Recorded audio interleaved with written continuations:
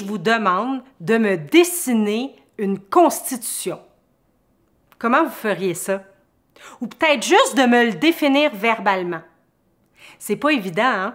C'est un des plus grands défis pour les enfants de partir d'un concept concret et de pouvoir le décrire, c'est déjà un défi. Mais quand je donne un concept abstrait, puis j'essaie de faire en sorte que l'enfant comprenne c'est quoi, aïe, aïe, aïe, aïe, aïe, aïe, aïe. Cette transition-là du concret vers l'abstrait, c'est un des grands défis des enfants. Puis pour qu'ils soient en mesure de réussir dans le futur en mathématiques, en français, ça doit être développé le plus tôt possible.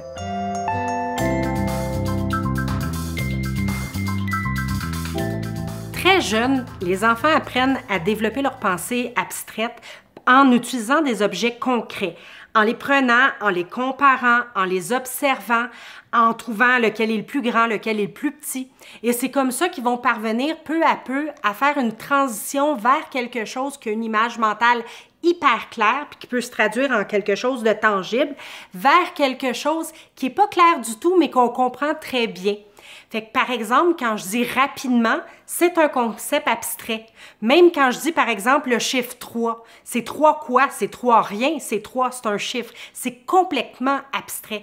Alors, l'enfant va souvent développer cette capacité-là sur plusieurs années. Alors, le plus tôt on commence avec des objets concrets à lui faire des comparaisons, plus vite la capacité d'abstraction va apparaître.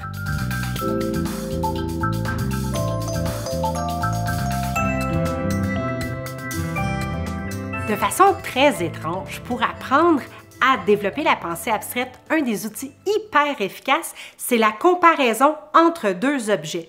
Alors, une des façons efficaces de le faire, c'est comparer deux objets qui concernent un sens. Par exemple, j'ai 2 couleurs ou j'ai 5 couleurs et je dois trouver la plus pâle, la plus foncée, ou je dois comparer 2 teintes similaires et décrire laquelle est la plus pâle ou la plus foncée.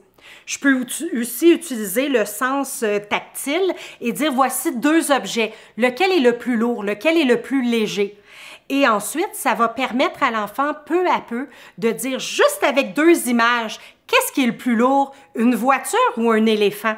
Là, il ne passera pas par le concret, il va simplement se faire une image mentale grâce au fait qu'il a déjà fait des études de qu'est-ce qui est lourd et qu'est-ce qui est léger, et il va être capable de se créer une représentation pour répondre à cette question-là abstraite.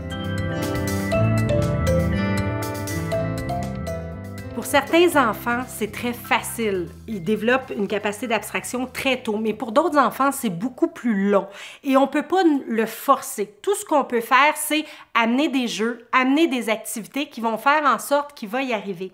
Ce qui est important, c'est que la première étape, c'est d'arriver à avoir une conclusion générale face à un groupe d'objets, à créer une règle.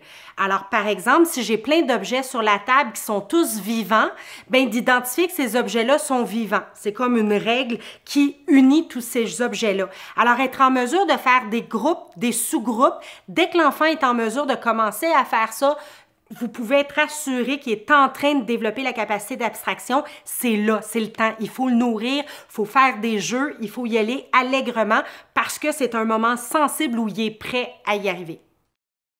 Puis, en gros, dans le quotidien, c'est super intéressant de voir l'enfant développer cette capacité parce qu'il va réussir à tenir un discours plus raffiné. Il va réussir à comprendre l'humour, à comprendre les sous-entendus. Et ça fait en sorte que la conversation puis la réflexion avec l'enfant devient beaucoup plus riche et agréable.